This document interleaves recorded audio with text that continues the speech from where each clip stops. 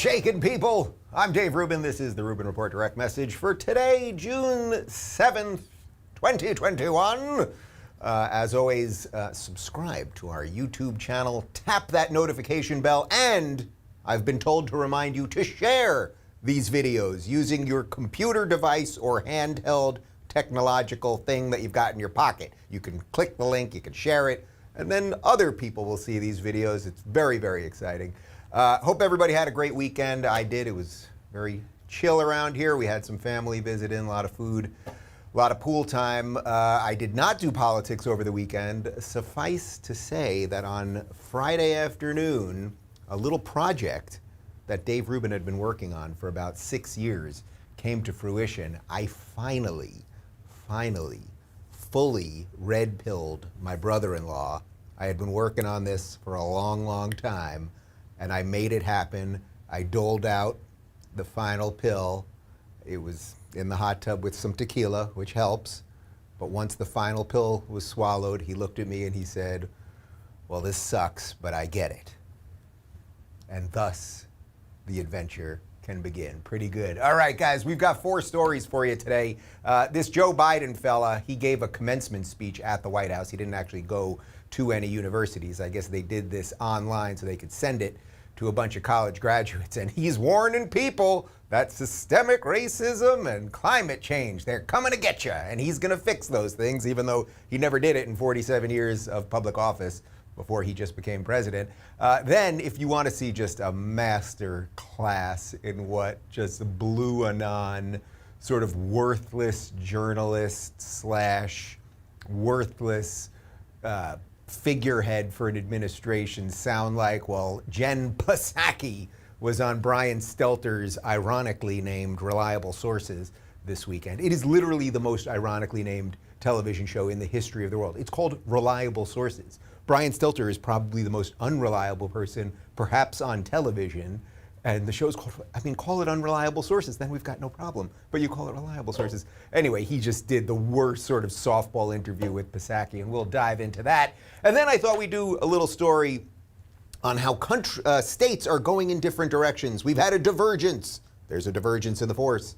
And Washington, of course, a blue state, they are instilling critical race theory in schools, while Florida, a red state, is actually banning critical race theory in schools, and that is not an infringement on the First Amendment or on free speech. I'll get into that in a little bit. And then for the 4th story, as long as we're talking about Florida, because they're doing it right in Florida, and I'm going to Florida next week, by the way, and I'll be interviewing on location the mayor of Miami, Francis Suarez, who's just doing an absolutely freaking unbelievable job in welcoming thousands and thousands of people who are leaving San Francisco. He has turned Miami into an absolute incredible tech hub. They had a Bitcoin conference over the weekend. Like, there's just so much going on down there.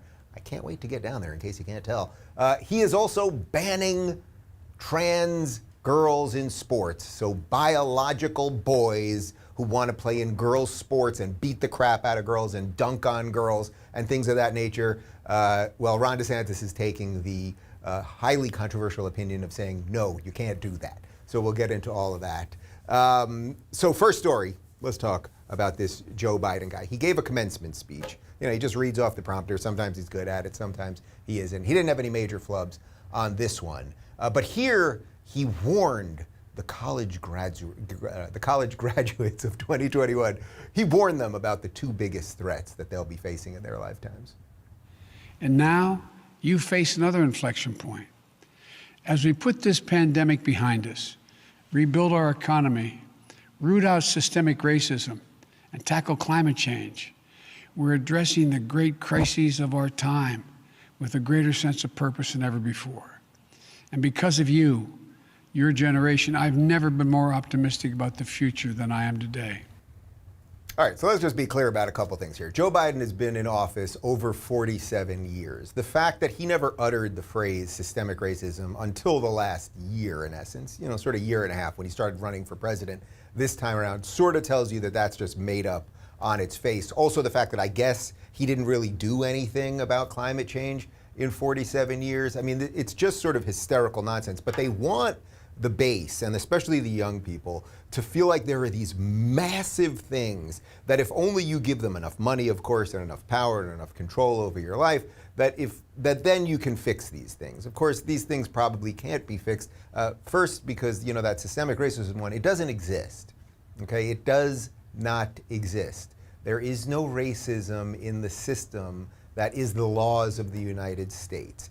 If there were laws that said black people can't do this, white people get extra benefits to do this, Asian people can't do this, any of that kind of stuff, then I would actually be against those things. I would be fighting for equality for all people, and that's what's guaranteed to us in the Constitution of the United States. Over the years, we have had laws that were racist, Jim Crow laws, for example. We've done some bad things, Japanese internment, things of that nature, and then we've always fought to get rid of those things. So when Joe Biden tells you that systemic racism exists, not only is he lying, and if he isn't lying, well, then he's been part of it this entire time, but he's using something that doesn't really exist just to further whatever his political goals are. And I don't even think he knows what his political goals are. His political goals are whatever his handlers' goals are, right? I mean, like, we all know that. If you want to talk about systemic racism, if you're talking about affirmative action, that we give money to people based on the color of their skin, well, that might be something related to systemic racism. Or that in the COVID relief bill that you just pushed, we started giving more to black and brown farmers and less to white farmers. We covered that a couple weeks ago. That's kind of systemic racism. That would be that kind of stuff, but I'm pretty sure that's not what Joe is talking about. And then as far as climate change, as I've said many times, and I've had people on the show to talk about climate change, the issue is not whether the climate is changing. The issue is not scientific consensus or any of those things. The issue is what can, if anything, we do about it as a nation and as a world. And if you think that just passing the AOC's Green New Deal is a good idea, like to just rejigger the economy so that AOC can have whatever she wants. Climate, by the way, she told us that the world's ending in 12 years. That was about 2 years ago, so we only got 10 years anyway. But meanwhile, AOC, did you see this? This was on Friday. She posted a picture of her abuela in Puerto Rico, who is living in strife, apparently. She's living in a very dilapidated building. And AOC claimed that it was because Trump held up relief after the storms in Puerto Rico. Now, that was a year and a half ago, and I guess for some reason AOC, she makes $180 grand a year. She has a Tesla. She lives in a very elite building in DC. I guess for some reason she didn't want to put together or fundraise or anything to help her abuela. So Matt Walsh over at the Daily Wire, he put together a GoFundMe for AOC's abuela, and it raised over $100,000 that the AOC team rejected. So all that money has been dispersed back to people. I threw in some money. I also offered to give a Spanish copy of Don't Burn This Book, which just came out last week, the official Spanish translation of Don't Burn This Book. But anyway, the point is, yes, AOC salary is $174,000. Thank you very much. I said $180,000. I don't, those $6,000. That changes the equation. If she had made $880, she could have helped Abuela. $174. Anyway, I play this video for you, the Biden thing, because it's like, these are not real issues. There are so many bigger issues that are happening to us right this very moment. Violence in our streets, critical race theory that we're going to talk about, brainwashing our children, the hyper-racialization of everything, the encroachment now of China, what's going on with COVID, and was it leaked? And then are we at war at that point? Like, there's so many real things, but they don't want you to think about the real things. They want you to think about systemic racism, which doesn't exist, and climate change, which you can't do much about. Again, that's not to say you shouldn't do anything, and we do recycle around here, and there should be probably some public-private partnership to deal with some of that stuff. We did a Friday panel on climate change a couple weeks ago, if you want more of my thoughts on that. Before we move on, people, I want to talk to you about Raycon. As you know, once a year I like to go off the grid for the month of August, and I cannot wait to do it this year. After spending the last year cooped up at home, I'm excited to be traveling again and looking forward to a real summer vacation. We're not sure where we're going to go yet. Actually, if you have any ideas on where we should go, let us know in the comments. Whether it's for work or play, a lot of us are going to be on the move again this summer. So my advice to you is to take your Raycons with you, whether you're catching up on Rubin Report episodes or powering through your workout with a pumped up playlist.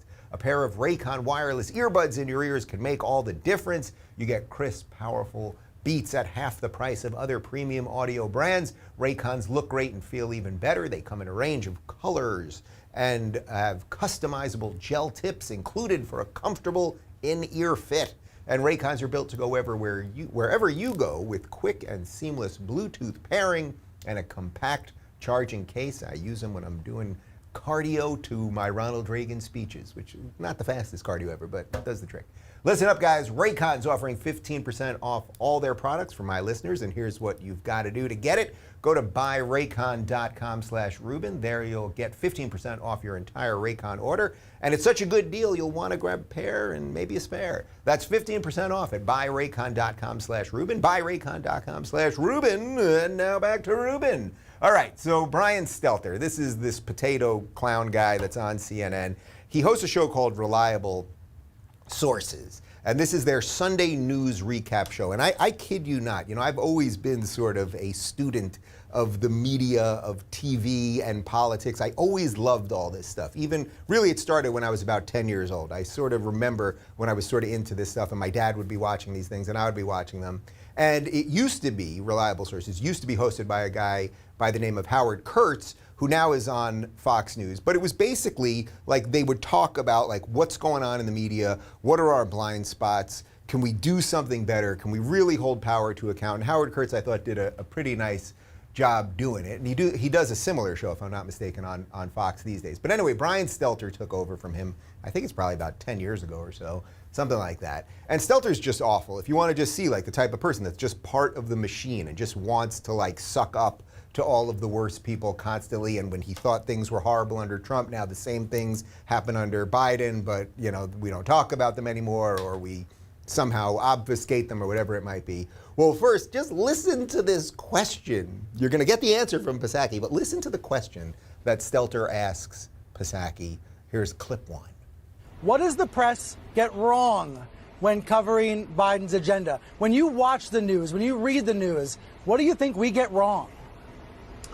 Well, look, I think some of our muscles have atrophied a little bit over the last few years, and there isn't a lot of memory, or recent memory, or longer memory on how long it takes to get legislation forward, or how messy the process of negotiating and the process of getting legislation across the finish line can be. So we understand everybody's always looking for a deadline, a timeline, things like that. But at the end of the day, our focus is on getting these bills across the finish line, doing it in a bipartisan way if we can. And we certainly recognize that that can be messy along the process. So I don't know if that's the press getting it wrong. I'll leave you to the critique of that, Brian. But I think sometimes we forget how strange the last 4 years were. And when we return to a place where democracy is working, where we're talking with Democrats and Republicans, where we're trying to get bills and legislation passed. Yes, when we return to a place when democracy is working, when we're all blowing each other constantly and nobody is saying anything remotely close to true. I mean, forget her answer. She's just the worst. But his question, what does the press get wrong? Why would you ask the press secretary that? That's the person you're supposed to be challenging. That's the person who is the face of the White House every day out there with the press. That's the person you should be asking all the most incisive questions. That's the person you should be asking all the most pressing questions, that you should be pushing and prodding to get to something closer to truth. And he's saying, what does the press get wrong when covering the Biden agenda? That is the worst sort of, they literally, Stelter is basically a puppy who wants a cookie. That's all he is. He's a fat little puppy who, some puppies are, he got into the cookie jar too much, but he's just down there like, please, can I have another cookie? Can I have another cookie? That's, yip, yip, yip, I want a cookie. All right, if you didn't think that was bad enough, then Stelter asks Psaki, because she's known to speak truth, he asks her about truth. For journalists who watch what you do, what's your advice for them about trying to stay close to the truth in this world of lies? Well, I think what I try to do is stay grounded to the facts, and what I mean by that, the details, and what we can help provide publicly to clarify context, to make it more understandable to the press, to the public, and sometimes it's not more complicated than that. Oh, Lord, give me the strength. It's only Monday. Forget her answer. She just says words. Like, it's just word, noun, adjective, adverb, okay, boop, bop, bop. She's just saying nothing, but that's her job, to say nothing. But asking the press secretary about truth, You, Stelter, you're one of the prime purveyors of lies. You push the Russia hoax, the Covington kids hoax, the Brett Kavanaugh hoax. We can go on and on about the lies that you push every week. Then there was this other thing last week, speaking of Stelter and his network CNN, where Jake Tapper said that he won't have liars on his show anymore. And he was talking about a couple Republicans who were defending Trump, over election stuff a few months ago, that he's not going to have these liars on his show anymore. And then, what's her name? Stefanik. What's her first name? Elise Stefanik, I believe, who is a congresswoman out of New York, I think maybe Staten Island, if I'm not mistaken. She posted screenshots, it's actually spectacular, of Tapper's people asking her to come on the show at the same time while he's saying he's not going to talk to these people.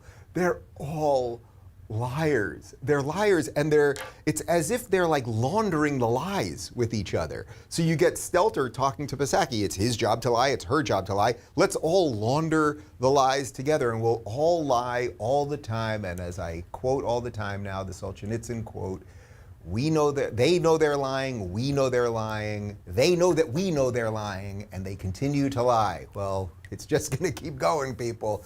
It is just bananas. But okay, I'm going to give you a story here. We're going to talk about critical race theory. I know you guys know all about critical race theory. We have talked about it quite endlessly. This is a horrific set of ideas that implies that the United States founding principles were racism, that things like being on time and working hard and doing your job, that these are somehow white characteristics, which if they are white characteristics, then it seems like white supremacists would be a pretty great bunch of people who would be pretty productive that you'd want to be around. I mean, the whole thing is just backwards nonsense. You all know that. But in some places in the United States, they're actually officially putting it into schools. And in other places in the United States, they're actually getting rid of it. So we've got some quotes here from the Federalist, and this starts us with Washington State. As several states move to ban toxic critical race theory from indoctrinating students, the state of Washington is leaning in. The race-obsessed framework isn't relegated to schools in Seattle, where you'd expect a victim-centered ideology like critical race theory to flourish. Thanks to the state's Democrat-controlled legislature, a trio of bills just signed into law mandates critical race theory training for all public school teachers. Another even requires training for medical students, teaching them that it's essential to be social justice activists as it is to treat patients. Staffers learn that black people cannot be racist because they don't have power, that whites benefit from white privilege even if they experience high poverty, and that virtually every American institution is founded in white supremacy. Okay, so Washington, you're not a good place. I say that with all due irony. I'm here in California, not a good place either. But understand that systemic racism, the stuff that Joe Biden was talking about in story number one that doesn't really exist, they are the ones putting it into the system. They are going to train a generation of young people through training a generation of teachers that somehow black people can't be racist. I mean, Jamel Hill is a racist. All of the people pushing critical race theory are racists, right? We know this. If you can be a racist. I don't care what your skin color is. I don't care for these semantic games that they want to play. If you're a black person and you want white people to be treated differently under the law, and you don't like white people just because of the color of their skin, you're a racist. And same goes, if you're a white person and you don't want black people or whatever it is, you're a racist too. Like, stop playing these, we're all playing these ridiculous semantic games with these people who would never afford us the opportunity to be wide in our thoughts, but we're supposed to always give them the absolute benefit of the doubt. Then I saw this morning that Randy Weingarten, who's the head of the teachers union, and this woman is just completely bananas. If you don't think she's bananas, go look at her Twitter flag. Her avatar is the flag. It's the trans flag with the black and brown flag on top of it, and another flag on top of it, and a flag on top of that. The woman believes in everything, and when you believe in everything, you actually believe in nothing. Can you guys tell I'm caffeinated this morning? Well, I saw a tweet from her where she tweets out an article by the ACLU claiming that right-wingers are trying to stop people from learning about racism in schools, and it's just a complete lie. It's not that right-wingers are stopping anyone from teaching racism in school. If you go to any public school, you learn about slavery, you learn about the history of America, you learn all of those things. I've never heard a conservative person or a crazy right-winger say we can't talk about racism, or we can't talk about slavery, or we can't have an honest assessment of the history of the United States. What they're trying to ban is critical race theory, which is race essentialism in schools, which is telling white people that they are less while telling black people that they are more. This is the reverse of that Martin Luther King thing. I know you know it already. But these people, they're all liars and buffoons, and I don't know what we're supposed to do with them. Anyway, there are some decent people around. Ron DeSantis, who of course is the governor of the great state of Florida. Can we reach out to him when I'm there next week? Let's see if we can pull something off. All right, we already have. All right, let's see if I can get a meeting with Governor DeSantis. He is banning critical race theory in Florida, but don't take my word for it. Let's listen to him. This proposition that we are a systemically racist country. Your reaction? Well, it's a bunch of horse manure. I mean, give me a break. This country has had more opportunity for more people than any country in the history of the world. And it doesn't matter where you trace your ancestry from. We've had people that have been able to succeed and all. And here's the problem with things like critical race theory that they're peddling. They're basically saying all our institutions are bankrupt and they're illegitimate. Okay, so how do you have a society if everything in your society is illegitimate? So it's a very harmful ideology, and I would say really a race-based version of a Marxist-type ideology. So we've banned it in our schools here in Florida. We're not going to put any taxpayer dollars to critical race theory, and we want to treat people as individuals, not as members of groups. God, that is what a decent public servant looks and sounds like. That is someone who does not want a generation of people to be brainwashed. That is someone who wants people to be free and talks about the individual, which is the most fundamental building block that we've got here in the United States. I mean, that is just, please become President Ron DeSantis. Please, let it happen, let it happen. But if you don't think that's enough, I want to actually address one other thing that he says. When he's talking about the institutions, if your point is, and this is their point, that all of the institutions are fundamentally evil and whatever, and by the way, I sort of agree at this point. The institutions are evil, but not because of them being racist. It's because these people have overtaken the institutions, right? Their argument is that all of the institutions, our political institutions, our cultural institutions, all of our businesses, our corporations, their argument is that they're all racist, thus evil. No, they weren't, and they haven't been. They now, as these people have infected the host, right? The alien analogy that I always give, they've taken over the body. They're the ones that have made these things racist, okay?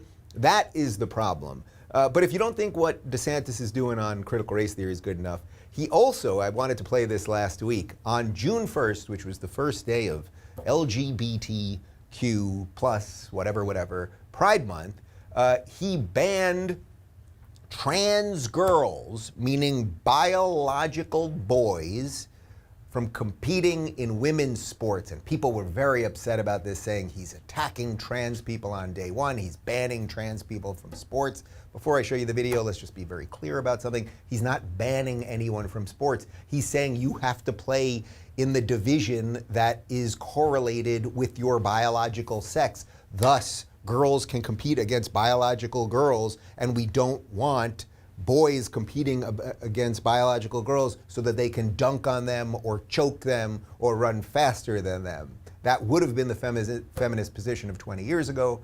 Now it's some sort of right-wing radical stuff, but let's listen to DeSantis. I can tell you this, in Florida, you know, girls are going to play girls' sports and boys are going to play boys' sports. That's what we're doing, and we're going to make sure that that's the reality. The bill that we're doing today will ensure fairness for women athletes for years to come in the state of Florida. It says that athletic teams or sports that are designated for females are open to females. And we're going to go based off biology, not based off ideology when we're doing sports. Biology, not ideology. That pretty much nails it, right? You know what's interesting about listening to DeSantis? We are subjugated to so many ridiculous politicians, hysterical lunacy from Bernie Sanders talking like this, and AOC constantly swinging her arms, and Biden mumbling through things. We're so subjected to ridiculousness at all times that I find when listening to DeSantis it's almost like, oh, there's something sane. There's still something sane. And by the way, the something sane, that's what's going to fix this thing. And that's what we got to be fighting for. Like, just sanity. There's nothing radical or evil or racist or homophobic or Islamophobic or transphobic about anything that he said there. Okay, he wants girls to compete against girls. Fairness for women athletes. But that would be considered crazy right-wing stuff. Anyway, as you can see on this Monday, we still got work to do. And I think, I don't know, maybe it's from red pilling my brother-in-law on Friday or just being away from politics for the weekend, but I really think we might be getting some wins here. I think some things, like maybe this thing, whatever this thing that we're all fighting that you guys can all see that I talk to so many of you about every day when I respond to people in our locals community, like maybe the thing that we can all see, maybe it needed to be brought out further. So we needed to get it to fully burst forth to see what it is, to see that these people lie about everything.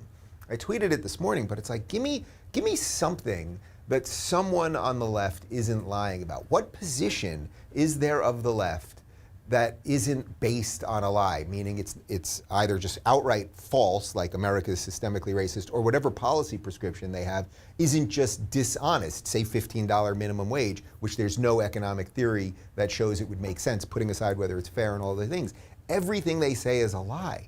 And I think at some point, the truth is incontrovertible. Like, the truth is there. It's there, and we just got to keep fighting for it. And I think more and more people will wake up. Speaking of the truth, if you guys didn't see it, I did this, really, it was like the most joyous 10-minute interview I've ever done with Corey Yeshua and his daughter, Royalty, thank you. Royalty, Liberty, Trinity. She was in The Matrix, I think. This was the duo. They were in that fantastic viral video from last week where he's just a young father telling his young daughter that critical race theory is nonsense, and she just is telling you the truth about kids. They just want to be around good people and be nice and all this stuff. So we got to sit down with him. She did, I said, I want to give you $100 to get whatever you want, because she was just so great. And she wanted a Lamborghini, which was a bit of a stretch, you know what I mean? We get demonetized every now and again. That's a bit much, but I did get her an American Girl doll, so I feel good about that. Also, my full interview with Kirk Cameron, former 80s child star, turned like real sort of decent American revolutionary, cares about this place, let's fix this country kind of guy. Our full sit down is up on YouTube right now. Oh, and my part one of my interview with Sohrab Ahmari, which is a really, really interesting interview. He is the New York Post, one of the New York Post editors of the op-ed pages, and just wrote a book called The Unbroken Thread. Really, really interesting guy. And we come from very different places, but I think we've come to similar conclusions about the touch points on liberalism and conservatism and what will kind of get us through all of this lying nonsense, actually. It would be a perfect follow-up for everything I talked about today. So part one is on the YouTube right now. The full interview is up ad-free 5 days early over at rubinreport.locals.com. And yeah, as I said, I'm going to Florida next week. Maybe we'll do a locals meetup. Let me see if we can pull up some time for that. We'll see about that. And I hope your Monday is going well. Enjoy the week. We'll be back tomorrow.